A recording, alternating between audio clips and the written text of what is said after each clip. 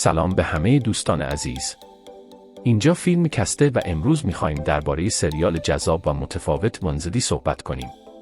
این سریال داستان دختری به اسم ونزدی آدامز رو روایت میکنه که در دنیایی پر از راز و رمز زندگی میکنه. ونزدی شخصیتی خاص با هوش بالا و روحیه‌ای تند و تیز داره که همه رو جذب خودش میکنه. این سریال ترکیبی از ژانرهای معمایی، کمدی تاریک و فانتزیه که حسابی مخاطب رو میخکوب میکنه. اگر دنبال سریالی متفاوت با داستانی جذاب و شخصیت‌هایی خاص هستید، حتما ونزدی رو ببینید. در ادامه بیشتر درباره داستان و شخصیت‌ها براتون میگم. ونزدی آدامز در این سریال به مدرسه خاصی به نام نورمور اکیدمی فرستاده میشه، جایی که افراد با استعدادهای غیرعادی تحصیل میکنن. او سعی داره رازهای مرموز مدرسه و همچنین گذشته خانوادگی خودش رو کشف کنه. شخصیت‌های رنگارنگ و داستان‌های فرعی جذاب باعث میشن هر قسمت پر از هیجان و پیچیدگی باشه. بازیگر نقش ونزدی، جنا اورتگا، خیلی مورد تحسین قرار گرفته و نقشش رو عالی ایفا کرده.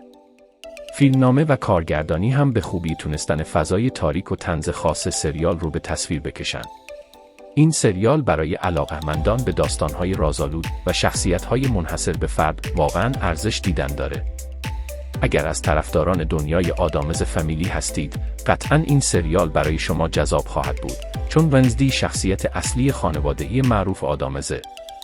سریال تونسته با ترکیب آلمان‌های کلاسیک و مدرن، جذابیتی تازه به این داستان قدیمی ببخشه. تم‌های تاریک، طنز سیاه و موضوعات نوجوانانه، همه در کنار هم جمع شدن تا تجربه‌های متفاوت بسازند.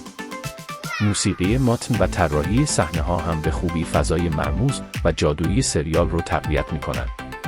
اگر دنبال سریالی هستید که هم سرگرم کننده باشه و هم به فکر فرو ببره، ونزدی گزینه‌ای مناسبیه. پس حتما به تماشای این سریال بپردازید و نظرتون رو با من به اشتراک بذارید. از نکات جالب سریال اینه که تیم براتون، کارگردان معروف، تهیه کنندگی چند قسمت رو بر عهده داشته. حضور او باعث شده سبک تصویری خاص و فضای گوتیک سریال بیشتر به چشم بیاد. داستان سریال فقط درباره رازهای مدرسه نیست، بلکه رشد شخصیتی ونزدی هم بخش مهمیه. ما شاهد تحول او از یه دختر تنها و بی‌اعتماد به کسی هستیم که یاد میگیره به دیگران نزدیک بشه. روابطش با دوستان، دشمنان و حتی خانواده‌اش همه به زیبایی در طول سریال شکل میگیرن. همه اینها باعث میشن که ونزدی فقط یه سریال سرگرم کننده نباشه، بلکه تجربه‌های عمیق‌تر ارائه بده. یکی از نقاط قوت سریال، شخصیت پردازی‌های قویشه. هر شخصیت گذشته، انگیزه و داستان خودش رو داره. از انید، هماتاقی رنگارنگ و خوشقلب ونزدی گرفته تا مدیر مدرسه و معلم‌ها، همه نقشی تاثیرگذار دارن. بازیگران فرعی هم درخشان و باورپذیره و کمک کرده که دنیای سریال زنده و واقعی به نظر برسه. همچنین جلوهای ویژه، طراحی لباس و گریم‌ها هم کاملاً با فضای خاص سریال هماهنگ هستند. توی هر قسمت بیننده با معماهای جدید روبرو میشه که ذهنش رو درگیر میکنن.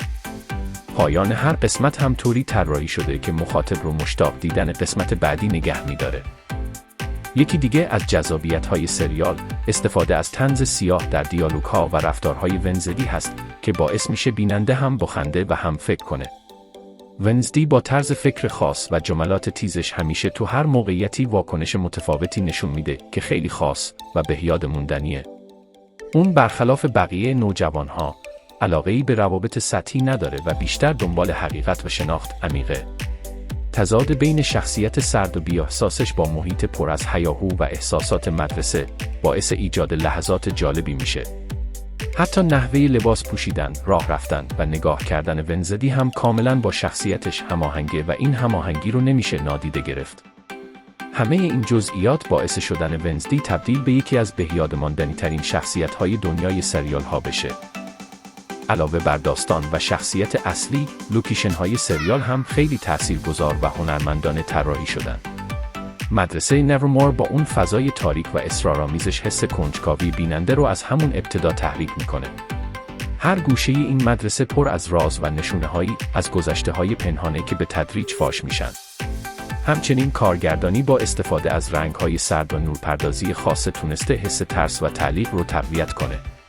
سکانس‌های شب، جنگل‌های اطراف مدرسه و فضاهای داخلی خاص مدرسه، همگی به جذابیت تصویری سریال کمک کردند.